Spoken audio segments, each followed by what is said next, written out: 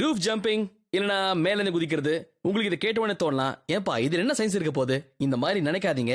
ஒவ்வொரு விஷயத்துக்கு பின்னாடியும் சயின்ஸ் இருக்கு. அடியேன் பேசுறது, அது உங்க காதுல விழுறது, அதை நீங்க பாக்குறது, இப்படி எல்லாத்துலயும் சயின்ஸ் இருக்கு முருகேஷா. சொன்ன உடனே புரிஞ்ச மாதிரி மண்டை ஆட்டுறீங்க. ஆனா எத்தனை பேர் மண்டை ஆட்டுறதோட நிறுத்துறாங்க?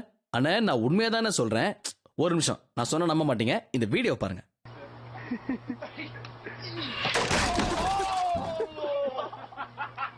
ஒரு சில பேருக்கு கை கால் நல்லா இருந்தா பிடிக்கவே பிடிக்காது. ஆனா இந்த மாதிரி பண்ணும்போது அவங்க மனசுக்குள்ள மரண பீதி இருந்தாலும் அடங்க மாட்டாங்க. இந்த மாதிரி செய்யும் போது விழுந்து எலும்பு உடைஞ்சதுன்னா நமக்கு தான் அவதின்னு எண்ணி பார்த்தாங்கன்னா பிரச்சனை இருக்காது. நீங்க குதிக்கிற இடத்தோட உயரம் அதிகமாகும் போது நீங்க விழப்போற வேகமும் வாங்க போற உதையும் ஜாஸ்தியா தான் இருக்கும். ஒரு 15 அடி உயரத்துல இருந்து நீங்க குதிக்கும் போது உங்களோட வேகம் எப்படி இருக்கும்னா 3.5 டன் வெயிட் கீழே விழுந்தா என்ன ஒரு இம்பாக்ட் இருக்குமோ அதே இம்பாக்ட் இருக்கும். நீங்க விழும்போது எந்த ஒரு பாதிப்பு ஏற்படாம இருக்கணும்னா விழுற இடத்துல மடங்கக்கூடிய ஏதாவது ஒரு பொருளை வச்சீங்கன்னா பாதுகாப்பா இருக்கும். அது உங்களோட லேண்டிங் வேகத்தை படிப்படியா குறைச்சிடும். ஒரு காரை கூட இந்த மாதிரி தான் டிசைன் பண்ணுவாங்க. ஆக்சிடென்ட் ஆகும்போது ஒரு கார் இந்த மாதிரி தான் வளைஞ்சு நெளிஞ்சிடும். 15 அடி உயரம்னா 3 டன். இது உங்களுக்கு ஞாபகம் இருக்கோ இல்லையோ, எனக்கு நல்ல ஞாபகம் இருக்கு சார். உங்க உடம்புல இருக்க ஸ்பேர் பார்ட்ஸ் எல்லாம் ஒழுங்கா இருக்கணும்னா இந்த ரூஃப் ஜம்பிங் அப்படிங்கிற விஷயத்த உடனே உங்க மனசுல இருந்து சூமந்திரகாளி போட்டு அன்பு பண்ணி தூக்கிடுங்கன்றேன். நீ இப்படி எல்லாம் ரைமிங்கா பேசினா நாங்க ரூஃப் ஜம்பிங் பண்றதை விட்டுருவோம் நினைக்கிறியா தம்பி அப்படின்னு உங்க மனசு விடுற அரைக்கூவல் என்ன கேக்குது. இந்த வீடியோ ஒரு வாட்டி பார்த்துட்டு அதுக்கப்புறமா உங்களுக்கு இதெல்லாம் தோணுதான்னு யோசிச்சு சொல்லுங்க. நம்மளோட முதல் ட்ரீட்மெண்ட் இந்த மாதிரி தண்ணியில குதிக்கிறவங்களுக்கு என்ன ஆகுங்கிறது தான். பார்த்து பரவசம் அடைங்க.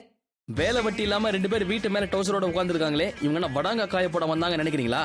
பாறாங்கல்ல மாதிரி இருக்கிற இந்த உருவம் ஸ்விம்மிங் பூல்ல குதிச்சா இருக்கிற தண்ணில ஒரே செகண்ட்ல வெளியே வந்துரும். வேற புது தண்ணி மாத்திக்கலாம் இல்லையா? உங்கள் நீச்சல் குளத்தில் தண்ணி மாத்துவது எப்படி? ஐயோ இவருக்கு லாங் சைடு போல இருக்கு. ஐயா தண்ணி ஒரு அடி முன்னாடி இருக்கு. ஆனா பக்கத்துல உட்கார்ந்தவர் பயங்கர புத்திசாலி போல இருக்கு. நம்ம ஷோவை பாத்துருப்பாரு நினைக்கிறேன். அதான் கை சைலண்டா வேடிக்கை பாக்குது. இதுல கருத்து என்னன்னா, இவர் நின்ன இடத்துக்கும் ஸ்விம்மிங் பூலுக்கும் நிறைய கேப் இருந்தது. ஓடி வந்து குதிச்சிருந்தாருன்னா கண்டிப்பா இதை ரீச் பண்ணிருப்பாரு. நீங்க எழுந்தீங்கன்னா அடுத்த வாட்டியாவது ஒழுங்கா குதிங்க. ஸ்விம்மிங் பூல்ல லேடிஸ் இல்லடா எப்படி? ஐ லேடிஸ் லேடிஸ் இந்த 2 கலரும் சேர்ந்து குளத்துல குதிக்கிறதுக்கு கலந்து பேசி முடிவு எடுத்துருச்சுங்க. அதுல ஒண்ணு குத்தாட்டம் போடுது. குதிக்கணும்னு நினைச்சது தப்பு இல்ல, ஆனா எப்படி குதிக்கணும்னு பிளான் பண்ணாம குதிச்சதுதான் ரொம்ப தப்பு. இவங்க இலக்கு 1 இன்ச் தப்பா போச்சு. அதனால இவங்க இஞ்சி இடுப்பழகி ஆயிட்டாங்க. ஸ்டார்டிங் நல்லா இருந்தது. இடையில ஏற்பட்ட டவுட்னால இவங்க இடையில இடி விழுந்துருச்சு.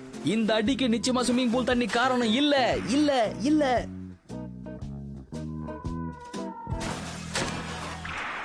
மேல இருந்து குதிக்கிறதுக்கு கைக்கு எதுக்கு கிளவுஸ்? எப்பேற்பட்ட லூசு பாருங்க. அடிபட்டுருமா? மண்டையை ஹூடு போட்டு கவர் பண்ணிருக்காரு. இந்த உலகத்துக்கு ஏதோ முக்கிய செய்தி சொல்லிட்டாரு. பொண்ணுங்களை நம்பி காதல்ல விழுந்தாலே மூக்கு வாயெல்லாம் ஊத்துது. இங்க கீழே தண்ணி கூட இல்ல, பந்த நம்பி பறந்து வராரு. நான் சொல்லல, இவனுங்களை நம்பினாலே இப்படித்தான். வாழ்க்கை என்னும் ஓடம் உடஞ்சு போச்சு பீடம். பந்தும் ஏமாத்தோங்கிற விஷயத்த அண்ணன் கீழே வந்துதான் தெரிஞ்சுக்கிட்டாரு.